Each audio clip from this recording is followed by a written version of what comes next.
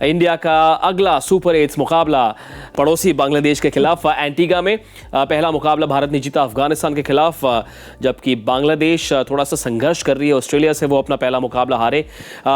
India की batting concerns के बारे में ज़्यादा बातें ना करना सही, क्योंकि इस बॉलिंग लाइनअप के सामने अच्छा करने वाली बैटिंग है भारत के पास। नहीं, बिल्कुल भारत के पास वो इस तरह की बैटिंग है जिस तरह से भारत बैटिंग कर रहा है। अगर वो पिछले मैच की अगर पिच की भी बात कर ले तो बहुत बड़ा अंतर था। जो उस पिच पे लोग बात कर रहे थे कि 150-160 रन भी बना देंगे तो भारत मैच जीत सकता है आराम से। तो वहाँ पे तो जो पार स्कोर था उससे 20 रन ज़्यादा बनाए थे भारत ने।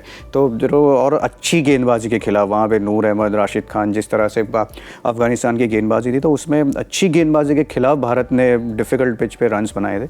तो उतना कंसर्न नहीं है भारत की बल्लेबाजी को लेके या टीम को लेके। वही चीज़ होती है कि उस दिन जब आप जाते हो, भले कौन सी भी टीम हो, बांग्लादेश की टीम हो या कोई भी टीम हो, आपको जाके अपने प्लान अगर एग्जीक्यूट करेंगे सही तरीके से, ये भारतीय टीम जिस तरह से खेल रही है, तो वो इस टीम को रोकना मुश्किल है। इससे पहले कि ऑस्ट्रेलिया के खिलाफ भारत अपना आखिरी सुपर 8 मुकाबला खेले, कल इस मैच में जीतकर सेमीफाइनल की ओर एक बहुत बड़ा कदम रखने का अवसर है। बहुत सारे पॉजिटिव है। बुमराह 10 on 10, अर्शदीप कंसिस्टेंटली विकेटें ले रहे हैं, sky back to back 50s। पिछले मैच में हार्दिक पांड्या की भी अच्छी बल्लेबाजी, सिर्फ ऊपर से रन आ जाए तो फिर बल्ले बल्ले हो जाए सर।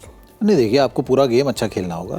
ऊपर से वो पार्ट इम्पॉर्टेंट पार्ट है, इसमें कोई शक नहीं है। अभी भी हम वही बात कर रहे थे कि पावर प्ले कितना महत्वपूर्ण हो जाता है, तो वो चीज़ ज़रूर होगी। लेकिन वो दो बहुत एक्सपीरियंस बल्लेबाजों की आप बात कर रहे हैं, तो जहाँ पे बिल्कुल हर चीज़ के मायने होते हैं, वहाँ पे वो A+ खिलाड़ी A+ गेम अपना ले ही आता है। तो वो तो मैटर ऑफ टाइम है, मैं समझता हूँ। उसमें ज़्यादा सोच लगाने की वहाँ पर ज़रूरत नहीं है।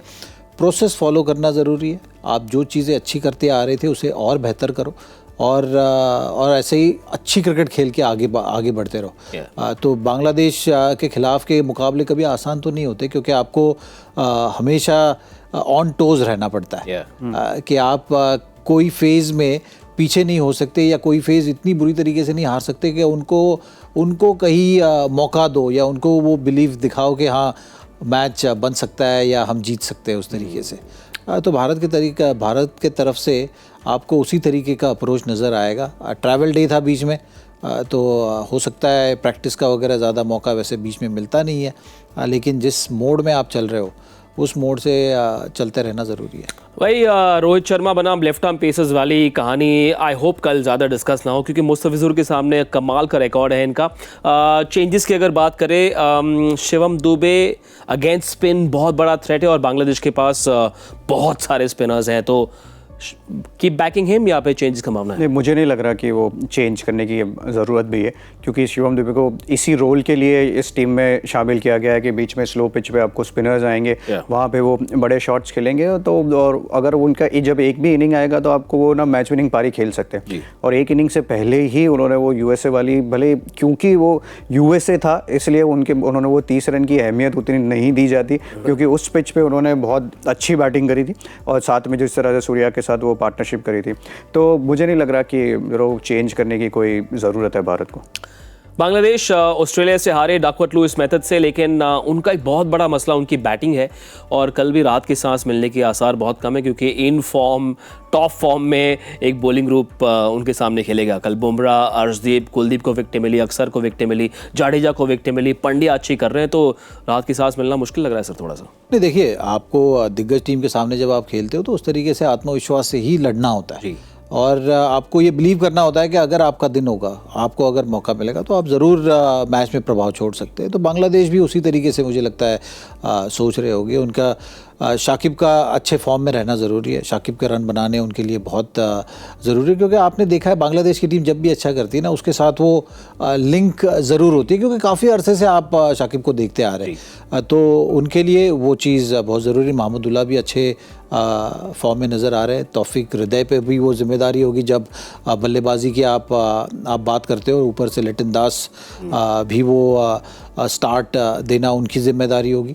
लेकिन गेंदबाजी के हिसाब से वो टीम अच्छी नज़र आती है जब भी आप देखते हो। फिलहाल अगर आप देखोगे तो गेंदबाजी भी कंसिस्टेंट नज़र आएगी। तो मुस्तफिजुर किस तरीके से देख रहे और अपना लय बरकरार रखने की उनके लिए भी बहुत ज़रूरत होगी, क्योंकि गेंद के साथ लीडरशिप उनके ही पास है। 2-in-1 for you, पार्थिव। एक तो पिछले 5 मैचों में 3 अलग अलग ओपनिंग पेयर्स बांग्लादेश ने ट्राई किए हैं, तो कल क्या करें और चेंजेस? क्या सौम्या सरकार को ला सकते हैं बैटिंग को मजबूती देने के लिए? स्क्वाड दिखाया जाए एक बार। देखना थोड़ा मुश्किल है कि जिस तरह से, क्योंकि सौम्या सरकार वो आखिरी मैच खेले नहीं थे। आप लाएंगे मेहंदी हसन की जगह, अगर सोच रहेंगे कि उनको आप खिलाएं, तो भारत के पास जो बीच में इतने सारे लेफ्टी बैटर्स है कि वहाँ पे मेहंदी हसन आपके लिए वो इम्पोर्टेंट गेंदबाज हो सकते हैं। या फिर अगर आपको सौम्या सरकार को लाना है तो फिर आप सोचेंगे कि मोहम्मदुल्लाह की गेंदबाजी के ऊपर आपको इतना ज़्यादा विश्वास दिखाना होगा कि वो आपको बीच में वो 4 ओवर करके देंगे या 3 ओवर करके देंगे, तो वो उनके लिए थोड़ा सा ट्रिकी सिचुएशन है। लेकिन ये ओपनिंग में तो उनकी वो जो म्यूजिकल चेयर चलती रह रही है कि जिस तरह से 7 बॉलिंग ऑप्शन है सर। बॉलिंग ऑप्शन तो सब कोई भी डाल सकते हैं, लेकिन किस तरह के बॉलर्स डालने हैं, वो क्वालिटी कितनी है, वो ज़्यादा इंपॉर्टेंट हो जाती है। कि अगर आपको शुरुआत में विकेट गिर जाती है और ऋषभ पंत आते हैं, आपको ऑफ स्पिनर को डलवाना है, तो वो क्या अच्छे गेंदबाज आप नहीं होंगे तो वो क्या मोहम्मदुल्लाह पावर प्ले में डाल सकते हैं, वो भी एक ऑप्शन है। तो आई थिंक वो चीज़ सोच रहे होंगे बांग्लादेश के टीम, पर मुझे लग नहीं रहा कि वो ऐसा चेंज करने की कोशिश करेंगे। 2015 ओडीआई वर्ल्ड कप का वो कंट्रोवर्शियल नो बॉल से लेके निदास ट्रॉफी का वो दिनेश कार्तिक वाला सिक्सर, वैसे ये धीरे धीरे राइवलरी की आग जो है वो बढ़ती जा रही है और कल भी कुछ ऐसा ही होगा। 12-1 हेड टू हेड इंडिया के पक्ष में। Very quickly players to watch out for, 1 each.